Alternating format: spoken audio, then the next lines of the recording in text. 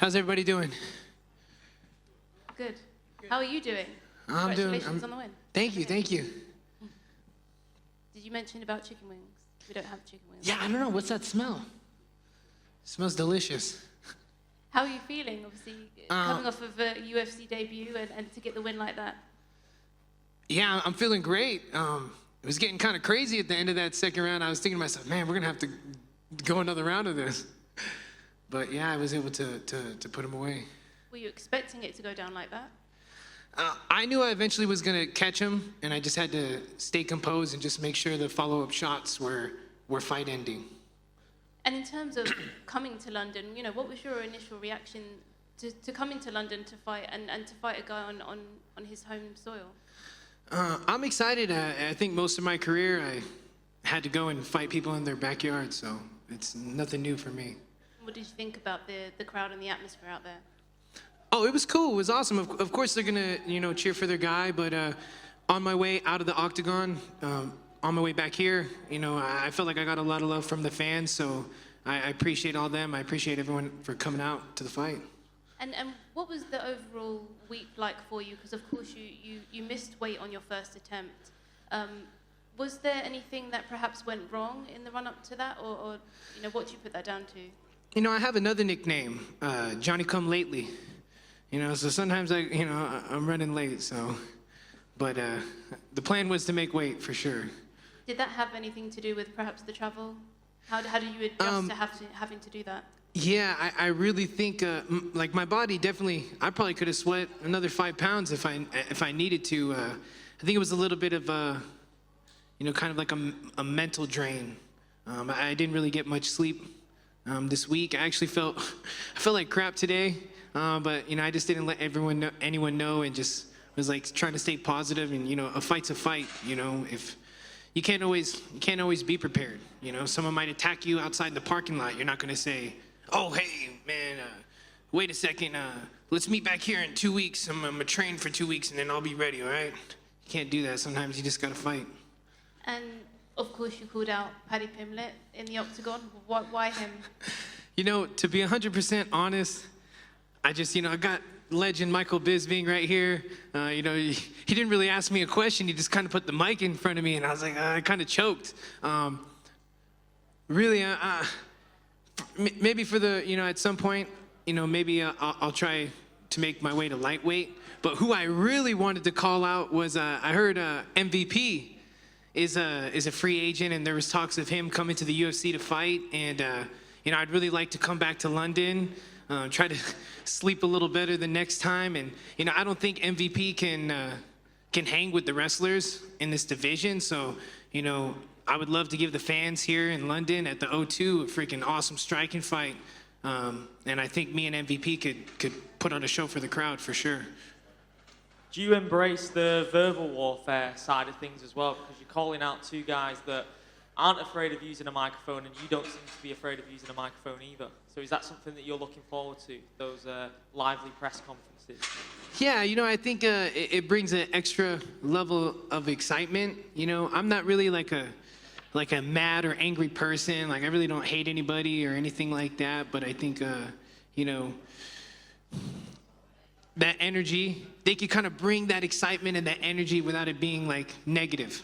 More like a fun kind of type of energy, rivalry, that's why, I made a comment about Paddy's haircut. To be honest, when I was freaking 4 years old, I had that same haircut, and eventually my hair started to get a little curly, but I have baby photos of me with that same exact haircut that he has, so. Did you enjoy the dogfight in there with Danny Roberts as well? And it was quite a sad scene afterwards for him as well. It's a 3-fight losing streak for him, and he was very emotional on his knees crying afterwards. How does it make you feel? It's a brutal sport, isn't it? Yeah. We're just all out here trying to just make a living for our families, and, as men, we got to be providers and leaders for our families. So, it's tough. It's tough to go through that loss, because it's like, it's not just you fighting for yourself out there. You're fighting for your family, you know what I mean? I coach Muay Thai back in Las Vegas at Syndicate, and I got a lot of students that look up to me. Since winning Contender Series, I cornered somebody every month up until May this year.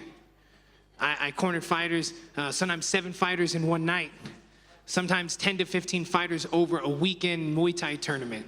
So like there were some months where I cornered 2-3 times in a month. So I was like, you know, after Contender Series, getting ready for my debut, I had some injuries and stuff, and I had to completely, you know, take a bunch of time off training.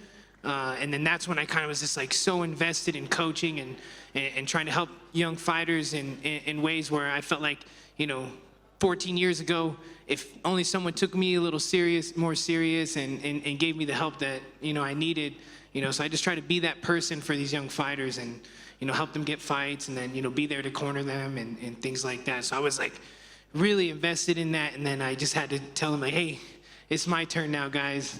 And I had to take a little bit of time off and started coaching less classes, doing less, you know, personal lessons and stuff and, you know, focus on myself.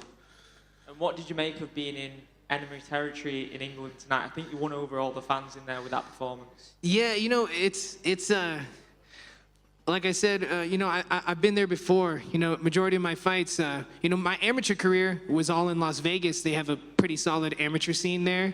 But once I went pro, they really don't have any regional pro fights in Vegas to build your record. So like I was always going to other places to fight, you know. So I'm used to it. You know, I've fought in Hawaii twice, you know, I fought in China, I fought in Thailand, so, you know, other states. So I'm used to going to enemy territory. That's just what we do. Final one, if the MVP fight doesn't happen, if he doesn't sign with the UFC, and if you're not dropping down to meet Paddy anytime soon, who at welterweight would you want? Man, that's tough. There's a lot of good fighters. I know that there's that card coming up in Vegas at the T-Mobile, September 16th. You know, I'd love to fight maybe you know, a Mexican fighter on that card. You know, that would be pretty exciting. Well done on the performance. Thank you. Jonny, just here. You've mentioned obviously Paddy and spoke about his hair. Do you think you rock the better haircut than him? Definitely. Let's make a vote. Someone put the vote up. We'll run a poll on Twitter. Yeah. Did the mullet come into consideration and sacrificing that when you missed weight the first time round? Did you ever consider sacrificing the mullet? Yeah, I was when we were cutting the last pound. There was some moments where I told my coach, I was like, man, just cut it off. And I said, hey, just leave a little piece of the mullet in the back. We'll make it to a little, you know, a little Jedi Padawan braid. I said, hey man, I'm not a Jedi Knight anymore. I'm demoted.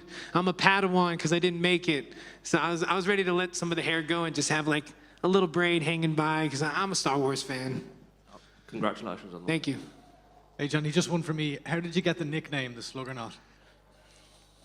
Man, honestly, I think it was something I came up with as a joke. The name I was rocking with before was the Paradox, you know, because and that kind of came out from, I had broke my foot at some point in my career, and the recovery was rough. And when I first started training again, I couldn't have my right foot as my rear foot anymore. It just like, there was just so much pain, and I wanted to train. So I was able to have it as my lead foot and kind of have like a flat front foot, you know, using my jab and stuff. And then, you know, it's kind of what, you know, and I learned a lot. I grew a lot as a fighter because of that, and kind of realized like, man, Southpaw's weakness is another Southpaw. And I seen that tonight when there was a couple times I went Southpaw, and it's like he couldn't stop my jab. I was like, dang, this is kind of easy, you know. Maybe I should just stay Southpaw the rest of the fight, you know. But yeah, the Sluggernaut was kind of like a joke name. And then, man, when I would tell everybody it, and I would say my little punchline for it, they were just like, dude, we love that. Man, forget the Paradox. That's not cool at all. You got to be the Sluggernaut. So I just started rocking that. Well done tonight. Do you know what? I love watching you perform tonight. You look like you was enjoying every single minute. You clearly love the sport. Even now, you've got a big smile on your face. I know you've won. But what does the sport mean to you? Aside from performing around the world and getting the victories, what does this sport mean to you?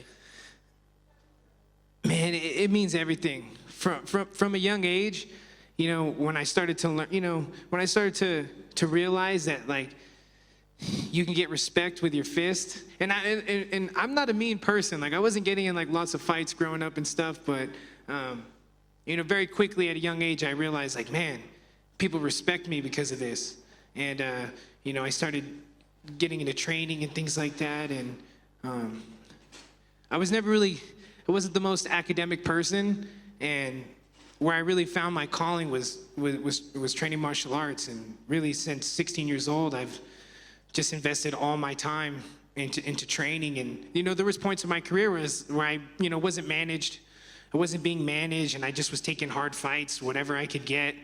And there was points where I was jumping back and forth from Muay Thai and MMA, and I didn't know what I was gonna do. I was like, I honestly thought I screwed everything up. I was like, man, I did this all wrong. And and then eventually I caught eyes of some managers and stuff, and they helped build me up, and that's how I'm here now. Like I said, you're very positive, and I love that. Like, it's quite infectious how positive you are. You said you didn't feel good this morning. So how do you cope with that? Because there's a lot of us in the world, we wake up, we don't want to go to work, or we're not feeling mentally great. What's your coping mechanisms? I don't even know if it's really like a coping mechanism, but sometimes you just got to deal with it. It's like you can't just stop. You got to keep moving forward. You got to keep going. So I just think there's not really any. I think the special recipe is just do it. You have to. You just got to do it. Yeah, I suppose you feel worse if you don't do it. So you just got to do it. And you do Yeah. feel better at the end of it. So my last one, you came in here talking about chicken wings. Have you heard we've got a Nando's in the UK? Have you heard of Nando's? I heard about it recently this week. I heard it's really good. There you go. That's It's where you get your fancy. wings. Yeah. Enjoy it. Well done tonight. Thank you.